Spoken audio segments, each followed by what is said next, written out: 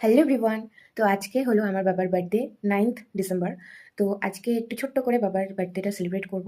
আমার যেটুকু সামর্থ্য আমি সেটুকুই করব। যেটুকু করছি আমি নিজের ইনকামে করছি, মানে নিজের টাকায় করছি। এটা সবথেকে বড় আমার কাছে নিজের পাওনা।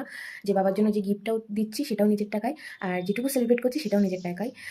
ছোট্ট হতে পারে, বাট আমার কাছে অনেক বড়। আমি মার বার্থডেটাও ছোট্ট করে একটা সেলিব্রেট করেছিলাম। বাবা মাকে একটা গিফট দিয়েছিলাম, শাড়ি। তো সেটার না কোনো ব্লগ করা হয়নি। আজ থেকে প্রায় ৫-৬ মাস আগে মার বার্থডে গেছে। তো এখন যাচ্ছি কেক আনতে। তো কেক আনার পর তোমাদের সাথে আবার কথা বলছি। তো এখানে দেখো কুলুই পুজো হচ্ছিল। এখানে যেরকম আগেরবার তোমাদের সাথে শেয়ার করেছিলাম, এখানে আমার বোনকে নিতে এসেছিলাম। আমি আর বোন যাব, একটা দিদির কাছে কেকটা বানাতে দেওয়া ছিল। তো এই যে বোনকে নিয়ে বেরিয়ে পড়লাম। কিছুটা দূরে, বেশি খুব একটা দূরে না। আর কেকটা সত্যি অনেকটা সুন্দর হয়েছিল, আর সব থেকে বড় কথা টেস্টটাও অনেকটা সুন্দর হয়েছিল।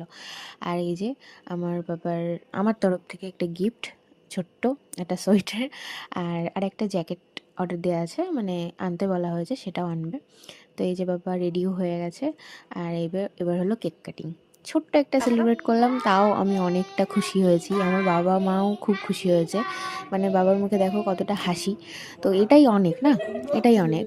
যখন একটু বড় করে করতে পারবো তখন বড় করে করব, যখন বড় গিফট দিতে পারবো তখন বড় গিফট দেবো।